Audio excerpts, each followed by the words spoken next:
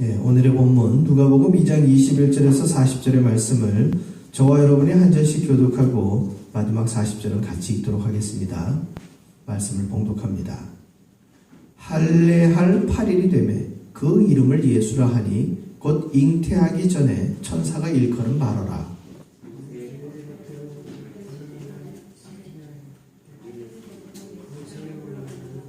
이는 주의 율법에 쓴 바 첫 해에 처음 난 남자마다 주의 거룩한 자라 하리라 한 대로 아기를 주께 드리고,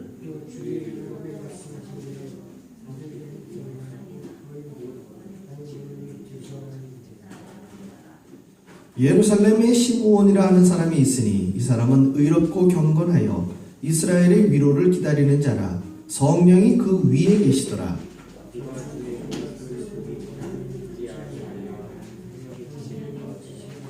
성령의 감동으로 성전에 들어가면 마치 부모가 율법의 관례대로 행하고자 하여 그 아기 예수를 데리고 오는지라. 주제요, 이제는 말씀하신 대로 종을 평안히 놓아주시는도다. 이는 만민 앞에 예비하신 것이요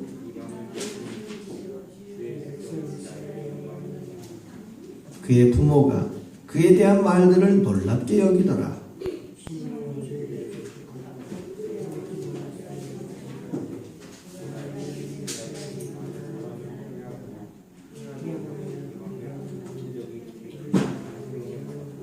또 칼이 내 마음을 찌르듯 하리니 이는 여러 사람의 마음의 생각을 드러내려 함이니라 하더라.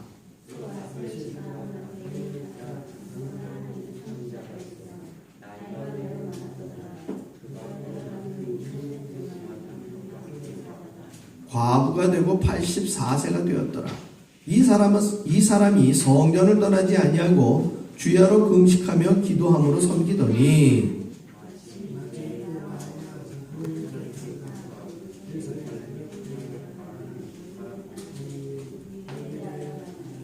주의 율법을 따라 모든 일을 마치고 갈릴리로 돌아가 본 동네 나사렛에 이르니라. 아기가 자라며 강하여지고 지혜가 충만하여 하나님의 은혜가 그 위에 있더라. 아멘. 오늘의 본문의 말씀으로 시므온과 안나의 축복이라는 제목으로 말씀을 전합니다. 우리가 대림절 넷째 주일 그리고 성탄주일로 섬기고 있는데요. 시기적으로 이제 오늘 예수님이 태어나셨다 이렇게 주제를 갖고 해야 되는데 우리는 지금 누가복음을 쭉 지내오는 가운데에 성격 급한 이 한국 목사가 되어가지고 예수님 지난주에 이미 태어나셨습니다. 그래서 이번 주엔 지금 태어난 그 아기 예수에 대한 이야기가 진행되고 있는데요. 오늘 21절에 보게 되면 할례할 8일이 되매라고 기록이 되어 있어요. 이스라엘의 율법은요, 남자아이가 태어나면 항상 안식일을 한번 지킨 그 다음에 할례를 하게 되어 있습니다.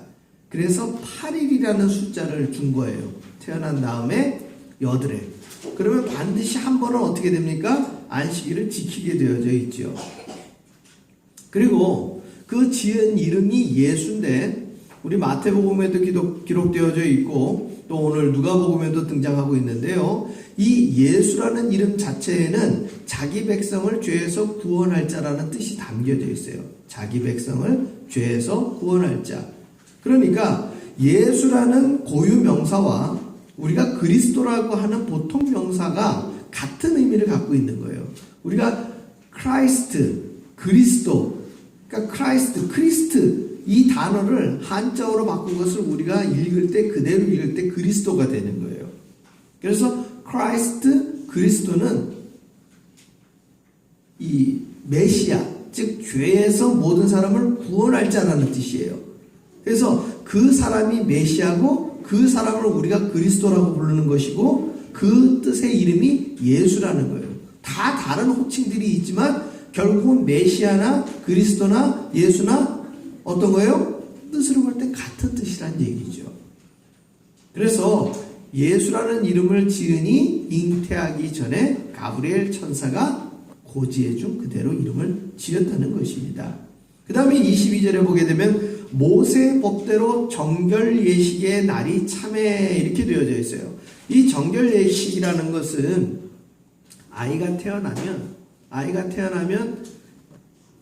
난지 7일에다가 33일을 더해서 40일이 되면은 성전에 데리고 와서 그 아이를 하나님 앞에 보이는 거예요.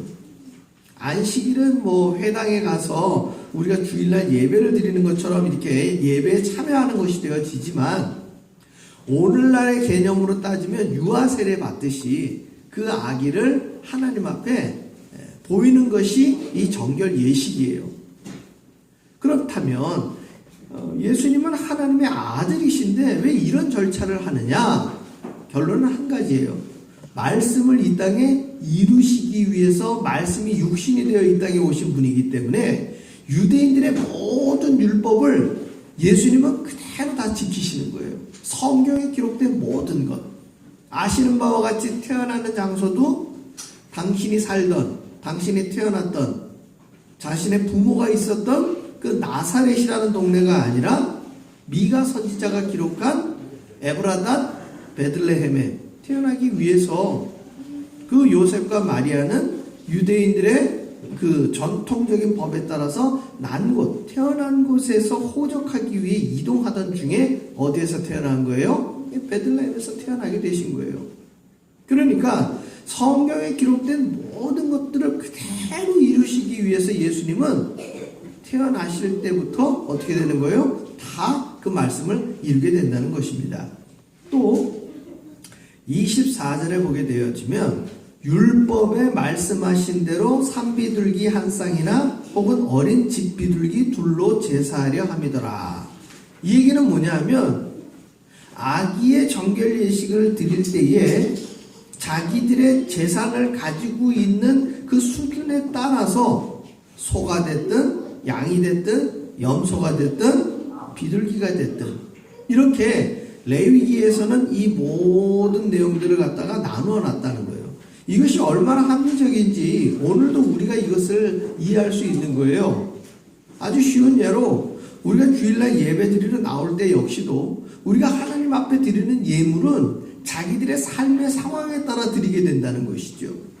그래서 오늘 이 요셉과 마리아를 볼 때에 예수님을 정결 예식에 따라 드릴 때 산비둘기나 집비둘기 둘로 제사하려 하였다면 그들의 삶의 상황이 아주 사치를 누리거나 부유한 상황이 아니라 소박한 삶을 살고 있었던 가정이라는 것을 오늘 그 예식의 제물로 알 수 있다는 것이죠. 그렇다고 해서 그들의 제사를 하나님이 받지 않으시거나 제사장들이 그것에 대해서 어떠한 컴플레인 하는 것 전혀 아니라는 거예요.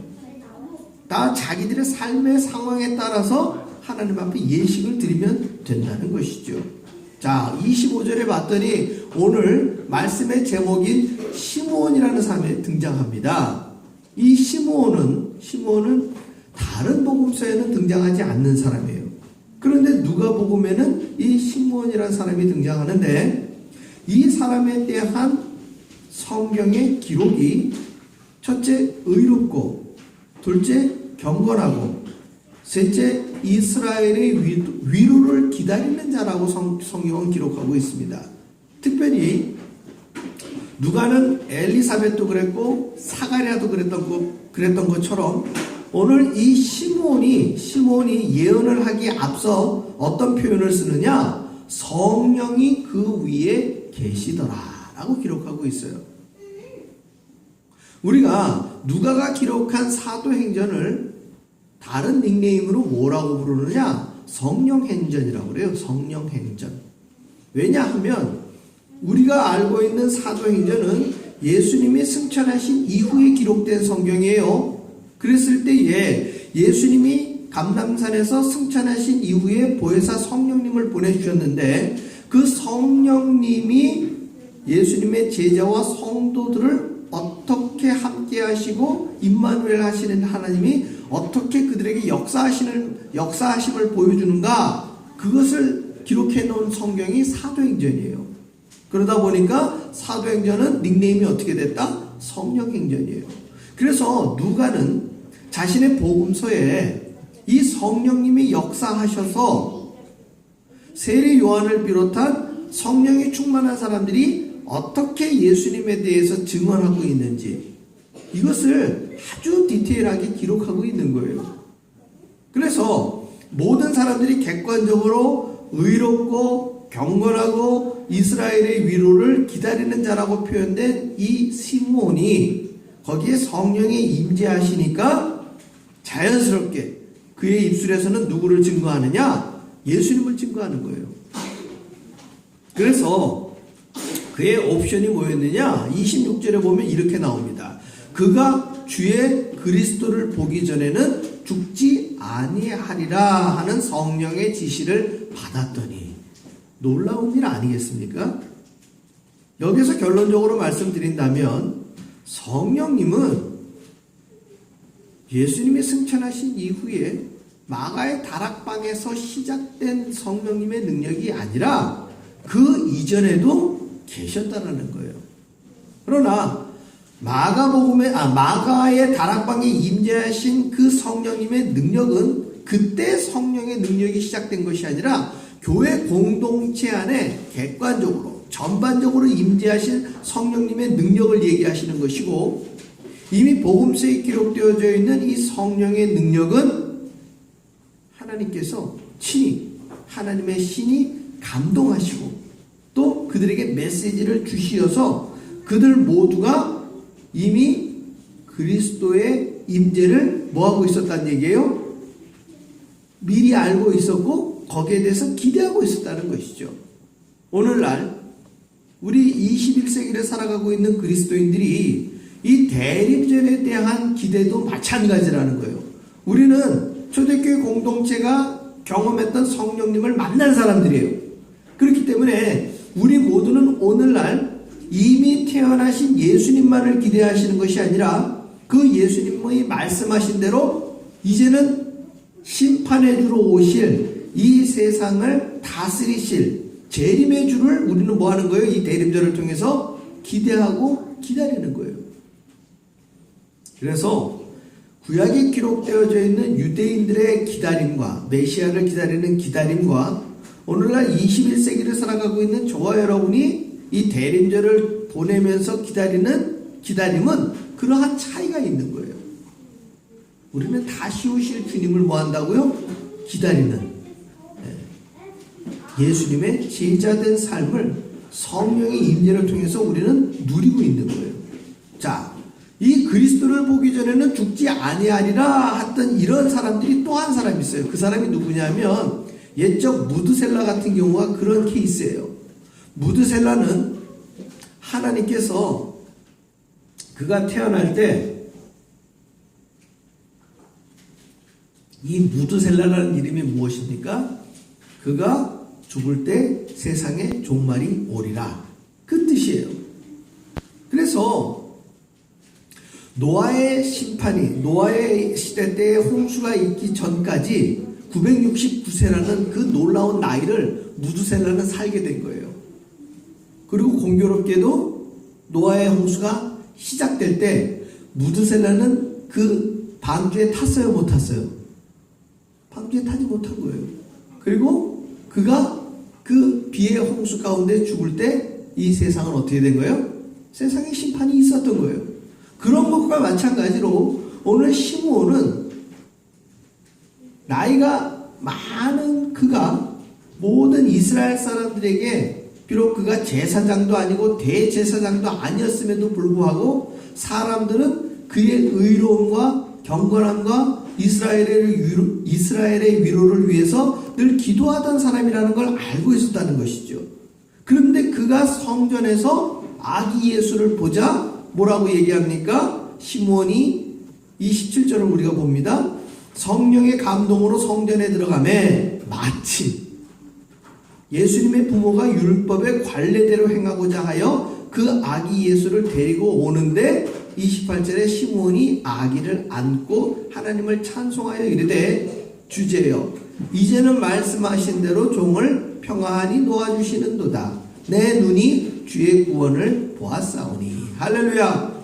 이것은 시므온이 자기 속으로 했던 개인 기도가 아니라 거기에 있는 모든 사람들이 들을 수 있는 기도였고,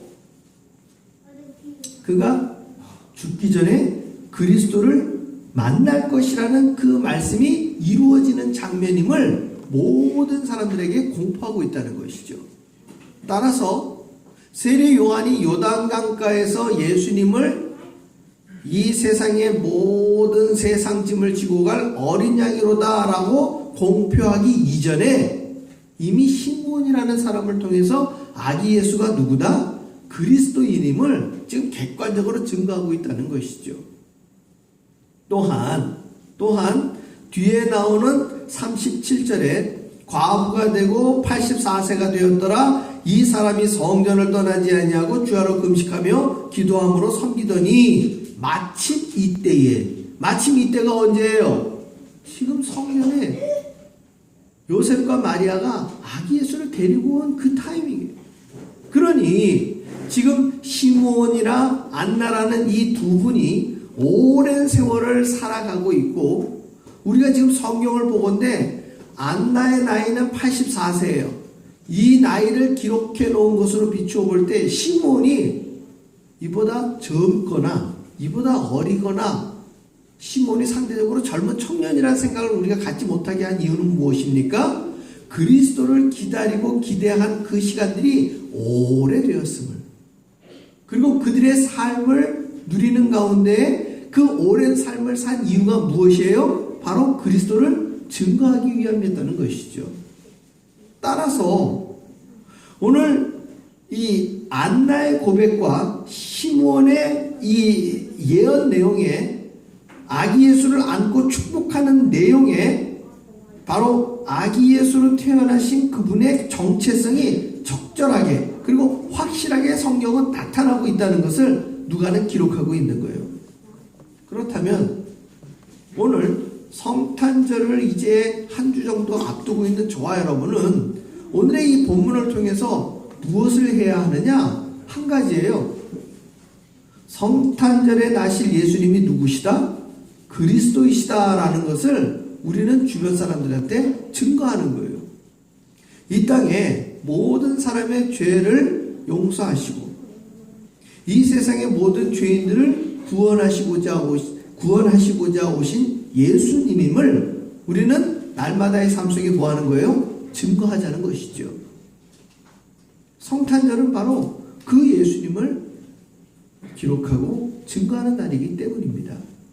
시므온과 안나의 축복이 나신 아기 예수 그리스도에 대한 증거였다면, 오늘 살아가고 있는 저와 여러분의 성탄절은 이미 오신 구세주를 아직도 믿지 않고 있는 가족들에게, 친지들에게, 우리의 주변 사람들에게, 직장에서 만나는 사람들에게, 학교에서 만나는 사람들에게, 군대에서 만나는 사람들에게 끊임없이 뭐 하자는 것이죠? 증거하자는 것이죠. 그리하여 오늘 마지막 구절에 아기가 자라며 강하여지고 지혜가 충만하며 하나님의 은혜가 그의 위에 있더라. 사랑하는 성도 여러분, 오늘 예배당에도 우리 예찬교회에는 누가 있어요? 아이들이 있어요. 이 아이가 자라며 강하여지고 지혜가 충만하고 하나님의 은혜가 함께하는 것은요, 예수님에게만 있었던 특별한 일이 아니라는 거예요. 우리는 예수님을 믿고 하나님을 아버지라 부를 때 우리 모두를 하나님은 무엇으로 삼았느냐? 자녀로 삼으신 거예요. 그래서 우리가 기도할 때마다 하나님을 뭐라고 부릅니까? 아버지라고 부르는 거예요. 따라서 이제 시므온과 안나의 마음을 갖고 여러분들은 이 성탄절에 저와 여러분의 가정에 있는 자녀들을 위해서 뭐 하는 거예요? 축복하는 거예요. 어떻게? 우리 예수님처럼 여러분들의 자녀가 자라갈 때에 영육 강건하여지기를 축복하는 거예요. 그리고 이 아이들이 세상의 지식으로만 약삭 빠르고 다른 사람들보다 앞서가기를 원하는 그런 지식이 아니라 하나님과 이 세상 속에서 하나님의 말씀으로 그 지혜가 충만하여지기를 여러분들이 자녀를 위해서 기도하는 거예요. 가장 베스트 웨이는 무엇이냐? 여러분들이 예배의 자리를 지키고 신앙의 유전을 자녀들에게 물려주는 거예요. 이 아이들이 어렸을 때부터 주일이면 늘 예배당에 나아가고 예배 드려야 된다는 것을 그냥 아예 몸으로 익히게 하는 것이죠. 그래야 이 아이들이 점차 자라갔을 때, 나중에 성인이 되었을 때에 이 주일날 예배당에 나와 주일을 섬기는 것을 단순히 지식적으로 아는 것이 아니라 자신들이 어렸을 때에 늘 부모님과 함께 다녔던 이 예배당을 기억하고 설교와 성경 공부를 통해서 배우는 하나님의 말씀으로 인하여 이 아이가 지혜로워질 수 있도록 여러분들은 끊임없이 자녀들을 위해 축복하는 거예요. 그랬을 때에 하나님의 은혜가 그의 위에 있더라. 마찬가지입니다. 여러분들의 자녀가 지금 품 안에 있고 여러분들의 손에 의지하고 여러분들이 세상의 전부라고 생각하는 이 자녀들이, 우리 한국말로는 품 안의 자식이라고 해요. 품 안의 자식. 왜요? 품 안에 있을 때 그렇게 부모를 의지하지, 이제 머리가 크고 성장하게 되면은요, 그 부모를 떠나게 되는 거예요. 그러나 이 자녀들이 자라서 부모를 떠나더라도 늘 하나님의 은혜가 그 위에, 하나님의 은혜가 그 자녀의 인생길에 그대로 머무르고 임마누엘 하시는 하나님이 함께 하시기를 우리 부모 세대는 뭐 하는 거예요? 지속적으로 축복하는 거예요. 이 성탄절에 시므온과 안나의 축복이 예수님이 복이 모자라서, 예수님이 능력이 모자라서 이 사람들의 축복이 필요했을까요? 그건 전혀 아니에요. 그러나 이 사람들을 통해서 아무도 주목하지 않고 아무도 몰라주는 이름 하나라 할지라도 그들의 축복을 통해서 그리스도를 증거했던 것처럼 저와 여러분의 삶에 우리의 이름을 기억하지 못하고 우리의 이름이 특별히 유명하지 않다 하여도 하나님 앞에서 우리가 의롭고 경건하고 이 세상의 평화를 위하여 기도하는 사람이라면 우리들의 입술을 통해서 얼마든지 그리스도는 전파되고 복음은 선포되는 것이. 그리고 우리의 축복을 통해서 누가 자라는 거예요? 여러분들의 자녀가 건강하여지고 지혜롭게 되어 하나님의 은혜가 충만한 삶을 누리게 되는 것입니다. 이 놀라운 축복의 능력이 이 대림절을 맞이한 오늘 이 시간, 그리고 앞으로 저와 여러분의 삶과 가정과 가족들 위해 충만하시기를 주의 이름으로 축원합니다. 기도하겠습니다.